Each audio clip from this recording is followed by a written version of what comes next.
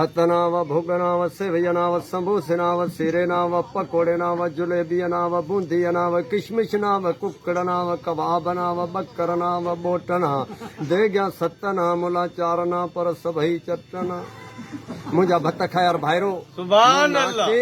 बदकार गुनाहगार अल्लाह जे बेकस बंदे भत्त जे बारे में चंद मारूज़ात तव्हां भत्त खैर जमात जे साम्हूं बयान करण फरमाया। अल्लाह खां दुआ आहे त अव्हांखे मूंखे बल्कि सॼी दुनिया जे मुसलमाननि खे अल्लाह ताला जल जलाल भत्त जे मथां कुर्बान थियण जी तौफ़ीक़ अता फरमाए। आमीन।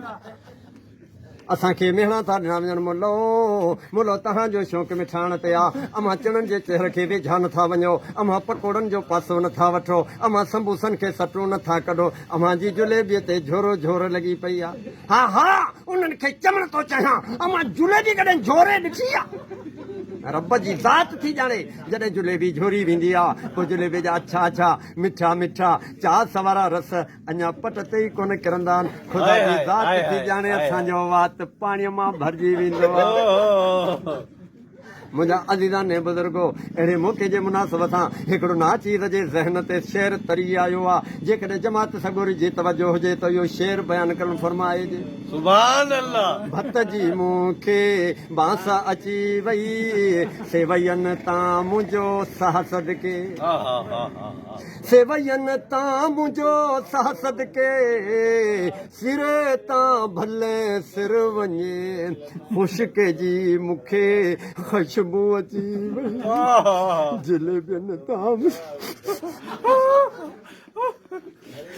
मुंहिंजा प्यारा भाइरो अञा त रंग तव्हां न ॾिठा, तव्हां खत मां खाई न ॾिठा आहिनि, असां खत मां खाधा आहिनि। असांखे ख़बर आहे रसगोले जा पंहिंजा राज़, हलवे जा पंहिंजा जलवा, जुलेबियुनि जा पंहिंजा, बूंदियुनि जा पंहिंजा, पर मुक़रर ज़्यादा आहिनि, वक़्तु थोरो आहे। वरी अॻिते कंहिं प्रोग्राम में तव्हां सां गॾु हूंदासीं तंहिंखे ॾींदा भत ख़ैर मुला खे इजाज़त जेॾां पेर ते सुभान अल्लाह। महिरबानी जी दोस्तो, असां हिते दरगाह अहमद राजू जे हिकु होटल ते वेठा आहियूं ऐं साहिली पट्टी आहे ऐं हिते ॾाढा ज़बरदस्त प्यारा आहिनि ऐं तव्हांखे ख़बर आहे त लाड़ पट्टीअ जूं कचहरियूं ॾाढियूं मशहूरु आहिनि। वॾेरो पहिरें दफ़ा मूंसां आयो आहे। वॾेरा मज़ो आयो?